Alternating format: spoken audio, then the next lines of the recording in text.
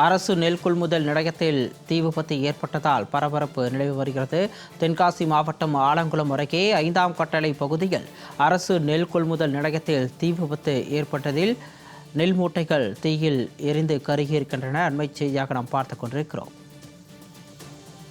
தென்காசி மாவட்டம் ஆலங்குளம் அருகே 5ஆம் கட்டளை பகுதியில் அரசு நெல் கொள்முதல் நிலையத்தில் தீ விபத்து ஏற்பட்டிருக்கிறது.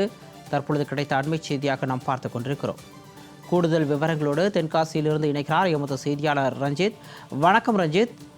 அரசு நெல் கொள்முதல் நிலையத்தில் நெல் மூட்டைகள் தீயில் கருகிய சம்பவம் பரபரப்பை ஏற்படுத்தியிருக்கிறது. இந்த தீ விபத்திற்கான காரணம் என்ன? தற்பொழுது தீயணைப்பு வீரர்கள் தீயை அணைக்கும் காட்சியை பார்க்க முடிகிறது. எத்தனை மூட்டைகள் சேதமடைந்திருக்கின்றன?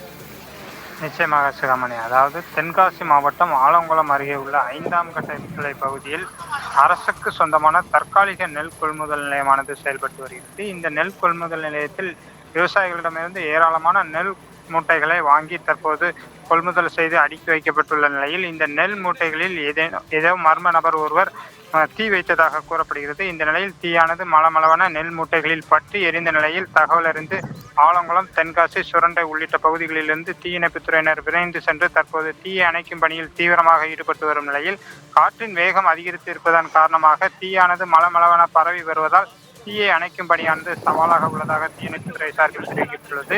இருந்தபோதும் தற்போது சேசிபி இயந்திரங்கள் உதவியுடன் தற்போது நெல் மூட்டைகளை அங்கிருந்து அப்புறப்படுத்தி தீயை அணைக்கும் பணியில் தீயணைப்பு வீரர்கள் தீவிரமாக ஈடுபட்டு வரும் நிலையில் இந்த சம்பவம் தொடர்பாகவும் ஆலங்குளம் போலீசார் வழக்கு பதிவு செய்து தீவிர விசாரணை நடத்தி வருகின்றனர். குறிப்பாக பாதுகாப்பு இல்லாமல் நெல் மூட்டைகளானது அடுக்கி வைக்கப்பட்டிருந்த நிலையில் அந்த நெல் மூட்டைகளில் மர்ம நபர் யாரோ தீ வைத்ததால் தற்போது ஏராளமான நெல் மூட்டைகள் தற்போது தீயில் கருகி வரும் நிலையில் அதனை தீயணைப்பு வீரர்களும் அணைத்து வருகின்றனர். இருந்தபோதும் பாதுகாப்பு இல்லாமல் நெல் மூட்டைகள் அடுக்கி வைக்கப்பட்டிருந்த காரணத்தினால் தற்போது தீயில் நெல் மூட்டைகள் கருகி ஏராளமான இழப்பீடும் ஏற்பட்டுள்ளது குறிப்பிடத்தக்கது. சிகாமணி,